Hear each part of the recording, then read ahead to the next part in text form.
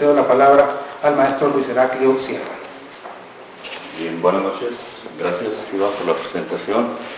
Con el gusto, una vez más, de compartir aquí la mesa de presentación con el maestro Fernando de Ita y obviamente con el autor Enrique Mijares, para compartir algunas ideas que surgieron de la lectura de estos textos que ahora estamos presentando. Enrique Mijares y la dramaturgia virtual. Dejé de ser invisible.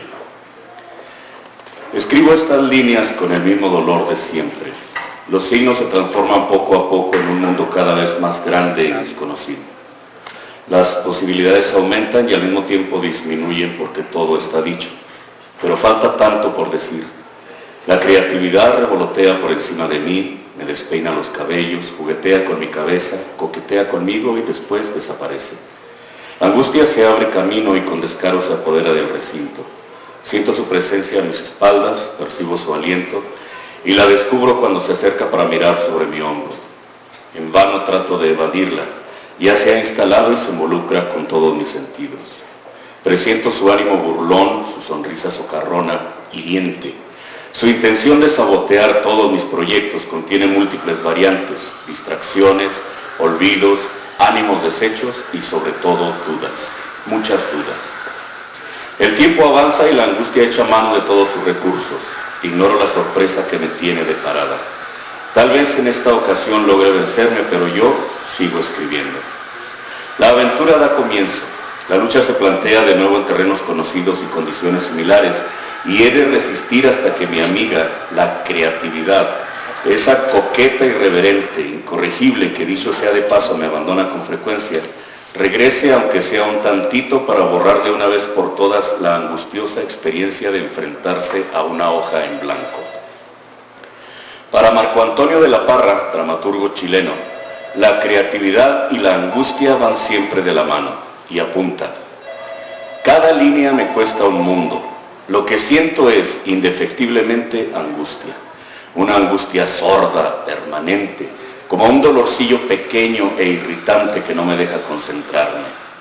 Es la angustia de todo trabajo que se abre a lo nuevo, horror al vacío.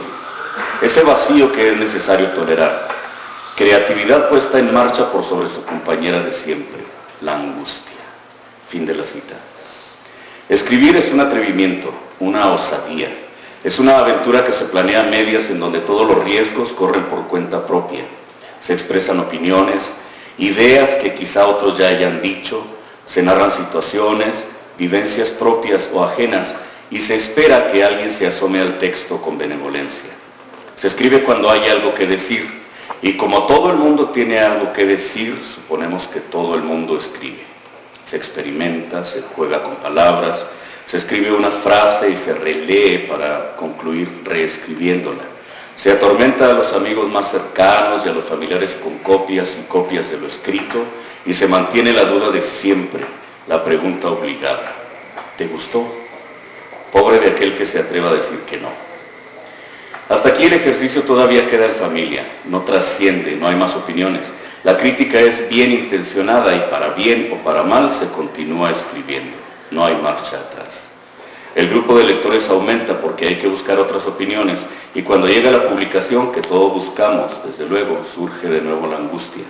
Hay una responsabilidad enorme. Se espera primero que el texto sea leído, analizado, comprendido, criticado, comentado.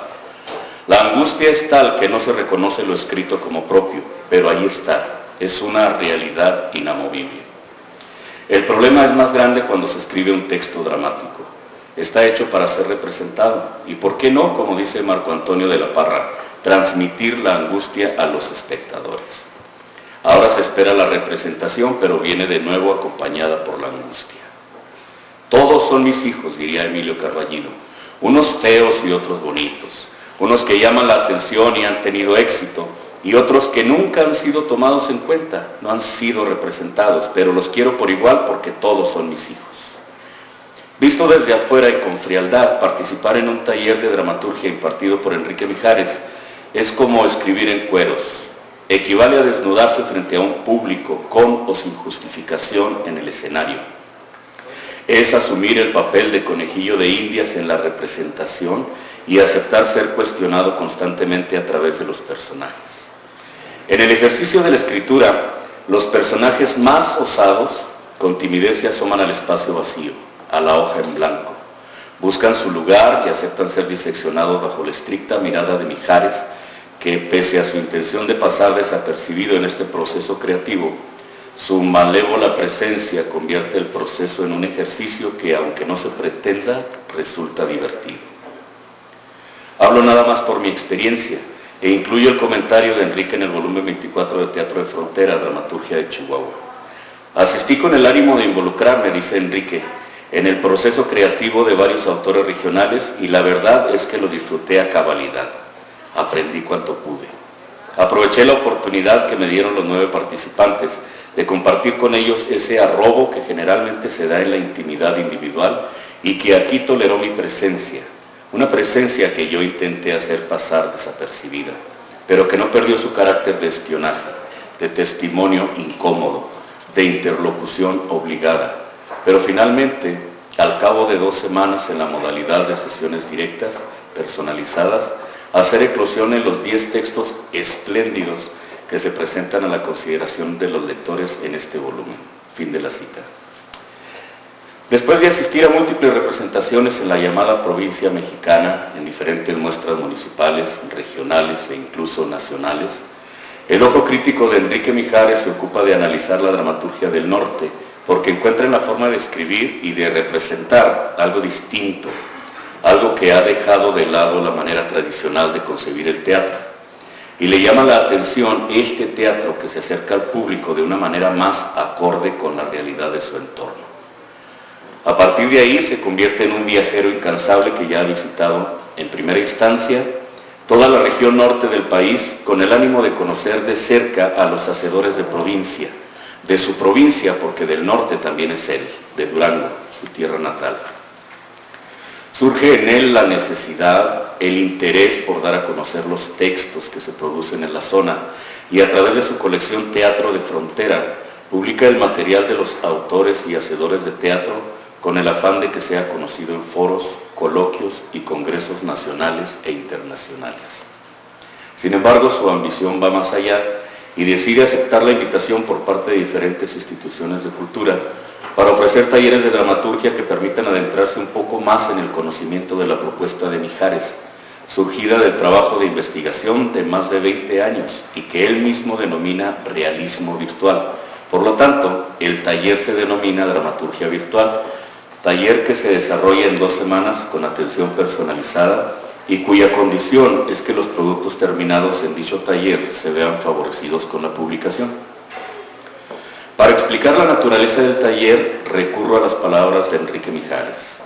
Dice, las actitudes binarias han formado parte de la dramaturgia por más de 2000 años, desde Aristóteles a nuestros días. Esta actitud binaria es la que ha determinado que haya géneros. Esta actitud en la que hay un protagonista y un antagonista y que por lo tanto ha dado margen a que en todos los talleres y toda la perspectiva de la dramaturgia digan, si no hay conflicto, no hay teatro. Eso a lo único que contribuye es a validar esa postura maniquea de ver el mundo en 2 colores solamente, blanco y negro. Las estructuras que yo propongo, continúa diciendo Enrique, son las que plantean una serie de posibilidades, de alternativas respecto al tema que yo he elegido y por lo tanto el final es abierto. Aquí estamos haciendo alusión a una cuestión de interpretación, la polisemia. ¿Qué quiere decir esto? Lo que yo voy a entregar en el espacio escénico está abierto a la interpretación de cada uno.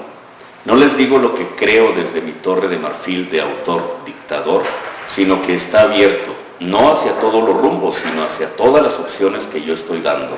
Y sobre todo lo que planteo en la dramaturgia es el proceso de análisis. Por lo tanto, aquí lo que vamos a encontrar son los proyectos reducidos a la mínima anécdota. ¿De qué quiero hablar? Por eso yo a la dramaturgia que imparto, o la que trato de ir desarrollando, le llamo realismo virtual. Realismo porque tendrá que ser algo que entienda el espectador, que sepa de qué se trata, que no diga, pues quién sabe de qué se trataría esto que vimos. Había muchos caballos y gente que colgaba de los techos y 20 pantallas. Estaba padre, estaba bonito plásticamente, pero no se trataba de algo que yo entendiera. Por eso es realismo, que esa mínima anécdota lleve el suficiente contenido de realidad para que establezca de entrada el cauce de la convención. Fin de la cita. Para entender la propuesta de Enrique Mijares es necesario acercarse a ella como una hoja en blanco. Caso difícil, puesto que sería una suerte de quedarse otra vez en cueros. No basta la experiencia en cuanto a hacedores o contempladores de teatro. Es preciso estar en, estar con y formar parte de. Eliminar la tosca postura del non plus ultra. Para nosotros, hacedores de teatro en estas latitudes, Enrique Mijares se ha convertido en referencia obligada desde el punto de vista académico, porque a través de su trabajo de investigación y posteriormente a través de la publicación de autores regionales, no solo conocemos a esos escritores, sino que obtenemos un amplio catálogo de textos para su lectura, análisis y, si se requiere, puesta en escena. En otro ámbito, la figura de Mijares es la de un cometa que se pasea no solo por el norte, sino por todo el país, incluso fuera de él, y sabemos que tarde o temprano pasará de nuevo por estas tierras que le son ya tan conocidas. También se me ocurre pensar que es una figura harto familiar, como una especie de tío que siempre anda de viaje y que a su regreso nos trae noticias nuevas, frescas, y que generosamente nos obsequia con múltiples regalos, como son los hallazgos que ha hecho y nos presenta con sus textos nuevos. Esta es la ocasión, quizá lo más reciente de Enrique Mijares. Digo quizá porque siempre está escribiendo, publicando y presentando libros. Pero este es en extremo interesante. Frontera Abierta, antología personal que reúne en 4 cuadernos parte de la obra de Mijares. En el cuaderno número 1, La espada en prenda, texto que contiene 14 obras del autor con un prólogo del doctor Armando Partida Taizán. Cuaderno número 2, Jauría, texto que contiene 9 obras del autor con un prólogo de Rocío Galicia. Cuaderno número 3, La realidad hipertextual del teatro mexicano, texto que contiene la propuesta conceptual del autor con diversos ensayos para ejemplificar principalmente la obra de González Caballero, González Dávila y Rascón Banda, los elementos que sustentan su tesis, con un prólogo de Fernando de Ita.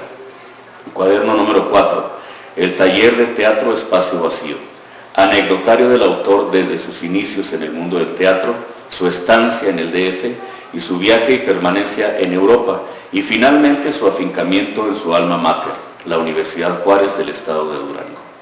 No me corresponde, ni quiero hacerlo, el detenerme en el análisis de cada uno de los 4 cuadernos, puesto que están excelentemente prologados, dada la brillantez de mentes y plumas de quienes lo han hecho. Imagínense. Pero sí puedo y quiero extender la invitación para el lector a que se sumerja en este material para conocer un poco más a Enrique Mijares, el hombre que después de 30 años de hacer teatro dejó de ser invisible en algunos círculos gracias al premio Tirso de Molina en España con la obra Enfermos de Esperanza, y que gracias a su tenacidad y compromiso con el teatro de provincia ha sacado del anonimato a una gran cantidad de escritores y realizadores que, al menos para nosotros, también han dejado de ser invisibles, principalmente en la región norte del país. Gracias, Enrique, maestro y amigo, por tu labor en beneficio del teatro en general.